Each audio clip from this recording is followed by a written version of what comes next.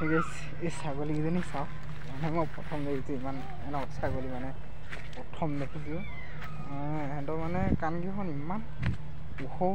দীঘল দীঘল কেলে চাওক